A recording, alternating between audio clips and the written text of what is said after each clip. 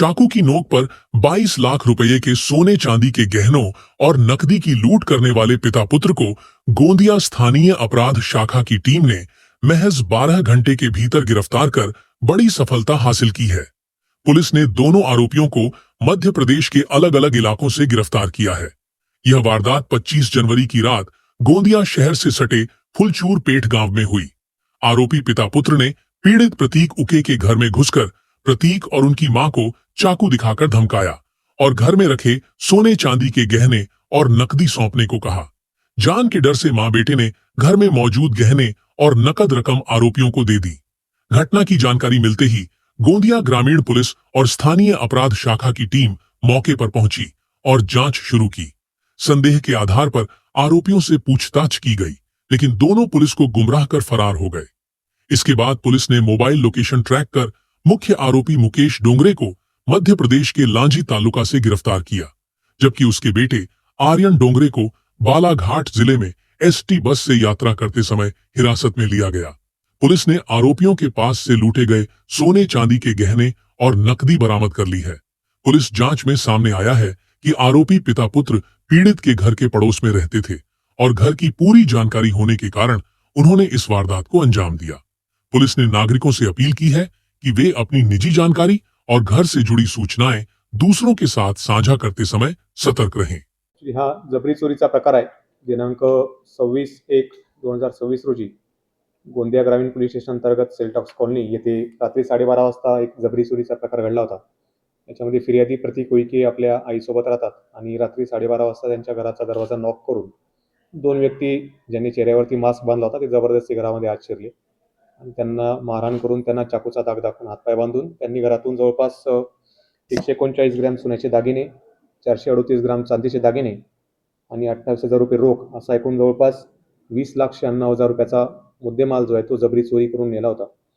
या घटनेची माहिती मिळताच क्राईम ब्रांच आणि लोकल पोलीस स्टेशन यांनी घटनेचा तपास सुरू केला आणि दुसऱ्याच दिवशी सकाळी 2 संशयितांना ताब्यात घेऊन त्यांची घरझडती घेतली असता त्यांची चौकशी केली याच्यामध्ये आणि चौकशीनंतर त्यांना सोडून देण्यात आले, परंतु त्यानंतर पुन्हा एकदा त्यांचे वर्तन संशयास्पद वाटले। त्यांचं लोकेशन करून त्यांना अटक केली असं त्यांनी घटनेची कबुली दिली आणि जवळपास पूर्ण 20 लाखाचा मुद्देमाल त्यांनी काढून दिलेला आहे।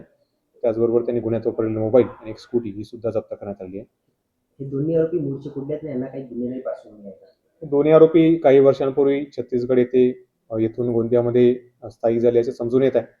आपले लोकल तर त्यांचे काही क्राईम रेकॉर्ड दिसून येत नाहीये, परंतु त्यांचे फिंगरप्रिंट्स वगैरे आम्ही काल घेतलेले आहे।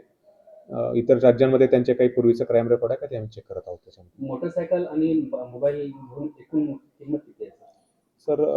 त्याच्यामध्ये मोबाईल, मोटरसायकल आणि एकूण जप्त मुद्देमाल असा जवळपास 22 लाख रुपयांचा एकूण टोटल मुद्देमाल आपण जप्त केला आहे। चोरी झाल्यानंतर कुठल्या दुसऱ्या राज्यामध्ये पळून जाण्याच्या बेताबीत? त्याच्यामध्ये आरोपींना ज्यावेळेस आपण पहाटे ताब्यात घेतलं आणि घरझडती घेतली त्याच्यावेळेस काही त्यांनी माहिती दिली नाही।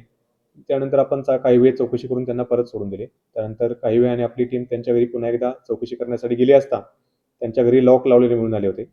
तर लॉक लावल्यावरती आपला संशय अजून बळावला आणि त्यांचे आपण लोकेशन काढले असता पहिला फिर्यादी तो मध्य प्रदेशमध्ये बालाघाटच्या जवळ त्याचे लोकेशन आले। तर तातडीने आपली टीम जाऊन त्याला रस्त्यावरूनच तेथे ताब्यात घेण्यात आले। तिथे त्याला विचारपूस केली असता त्याने सांगितले की ही चोरी त्याने त्याच्या मुलासोबतच केलेली होती। मुलाचं लोकेशन विचारलं असता त्याने सांगितलं की त्याने मुलाला बस स्टँडवर ड्रॉप केलेलं आहे। तर मुलाचं लोकेशन काढलं असता तो सुद्धा एका बसमध्ये होता, त्याला सुद्धा बसमधून ताब्यात घेण्यात आले। ज्यावेळेस त्याला बसमधून ताब्यात घेतले त्यावेळेस त्याच्याकडे एक पिशवी होती, त्या पिशवीमध्ये हा सर्व मुद्देमाल मिळून आला होता। त्यानंतर मग जी स्कूटी आहे ती त्यांच्या राहत्या घरातून जप्त करण्यात आली। आरोपी हा जिथून चोरी केली त्याच्या बाजूलाच घर भाड्याने राहत होता? बरोबर आहे। आरोपी जे आहे ते फिर्यादीच्या घरापासून जवळच त्यांच्या कॉलनीच्या मागेच राहत होता आणि त्याने फिर्यादीशी काही ओळख सुद्धा वाढवलेली होती। फिर्यादीकडे तो काही दिवसांपासून वारंवार चकरा मारत होता आणि त्यांच्याशी ओळख वाढण्याचा, त्यांची जास्तीत जास्त माहिती काढण्याचा तो प्रयत्न करत होता आणि त्या माहितीमधून त्याला समजले होते की फिर्यादीकडे थोडा चांगला पैसा आहे वगैरे आहे। ते समजल्यानंतरच त्यांनी या घटनेचा प्लॅनिंग केलेलं असं दिसतं। सर, नागरिकांना काय आवाहन करणार आपण? नागरिकांना आम्ही आवाहन करू की आपल्या आसपास जे नागरिक नव्याने वास्तव्यास येत आहेत त्यांची माहिती आपण पोलिसांना द्यावी। त्याचबरोबर आपल्या घरामधील जे काही महत्त्वाची माहिती, संवेदनशील माहिती ती बाहेरच्या अनोळखी व्यक्तींना देऊ नये। जर कोणी संशयास्पद वर्तन करत असेल तर ते तातडीने पोलिसांना त्याची माहिती दिली पाहिजे। त्यांचे बॅकग्राऊंड्स वगैरे आम्ही चेक करू।